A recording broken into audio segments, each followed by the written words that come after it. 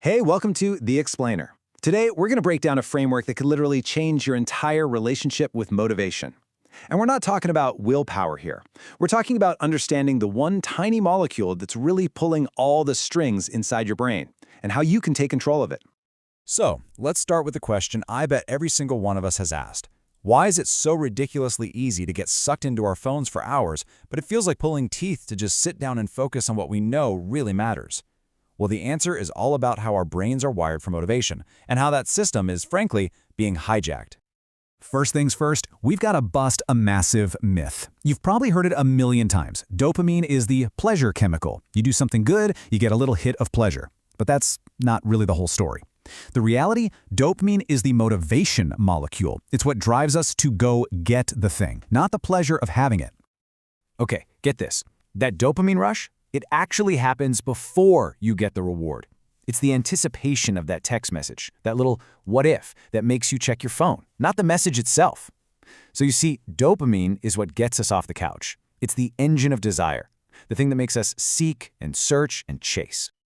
Okay, so if dopamine is this engine, how does it know where to go? How does it decide what's worth chasing?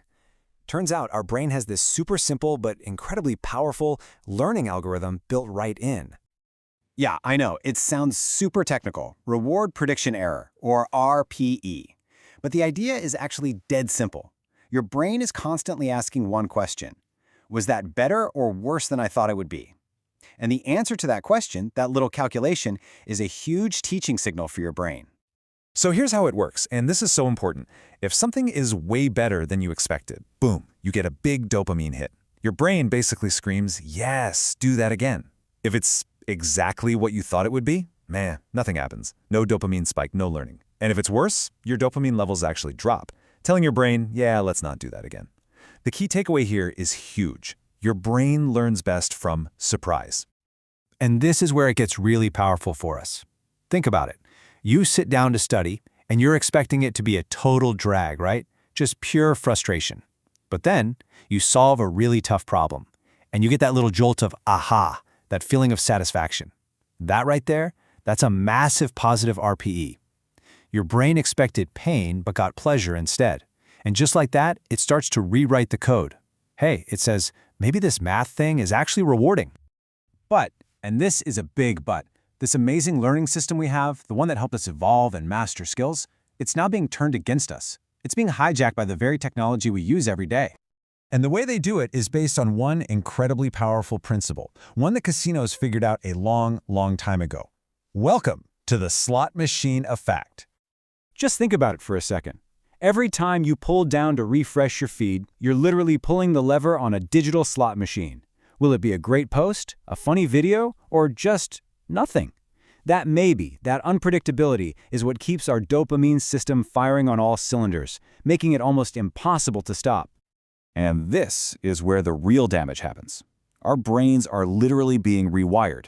We start to crave that cheap, unpredictable thrill of a notification more than the deep, earned satisfaction you get from actually finishing something important. Suddenly, real work, the stuff that actually matters, feels totally, mind-numbingly boring by comparison. Okay, so that's the bad news. It sounds pretty bleak, right? Our brains are being hijacked. But the good news, and it's really good news, is that the same exact system that's being used against us, well, we can use it to fight back. Once you understand how this whole circuit works, you can absolutely take back the controls. So let's look at the two states our brain can be in. This is the choice we're facing. On one side, you've got the overstimulated brain. Its dopamine baseline is jacked up so high from all the constant hits that it just gets numb. Normal life feels dull. And on the other side, you've got the focused brain. Its baseline is lower, it's healthier, it's way more sensitive, so it can actually feel rewarded by simple, meaningful things. That's our goal. That's where we want to be. So how do we get there? How do we make that switch? One of the most powerful tools is something called a dopamine fast. Now hold on, this doesn't mean you get rid of dopamine. You can't, you'd be a zombie. It just means you intentionally take a break from all that cheap, high-stimulation stuff that's messing up your system. You step away from social media, from the constant notifications, and you let your brain's sensitivity reset. You make boring things feel interesting again. Okay, so once our brain is reset, it's time to install a new operating system. This is the blueprint for using this whole system to your advantage, to master pretty much anything you want. And the best way to think about this is like weightlifting. It's such a perfect analogy. You wouldn't walk into a gym for the very first time and try to bench press 300 pounds, right? Of course not. You'd fail, feel terrible, and probably never go back. That's a huge negative RPE. No, you start with the weight you know you can lift. You get that successful rep in, you feel good, that's your positive RPE, and that's what makes you want to come back. Building a new habit is exactly the same. So let's make this super practical. Let's say you want to build a habit of studying math. First, the cue. Make it painfully obvious. Put the textbook right on your desk. Second, the craving. Before you start, visualize how good it'll feel to solve a problem. Third, the response. Make it ridiculously easy. Aim for just 15 focused minutes. And finally, the reward. Make it immediate. Put a big check mark in a journal. That little action closes the loop and tells your brain, hey, that was a win.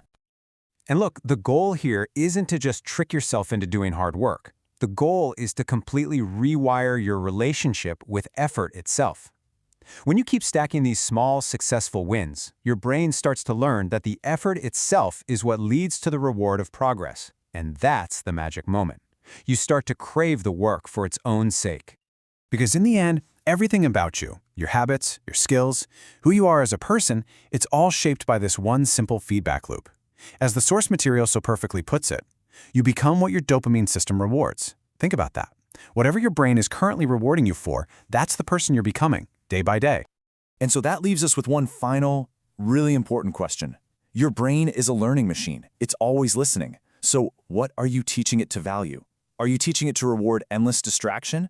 Or are you teaching it to reward focus, progress, and mastery? The choice really is up to you.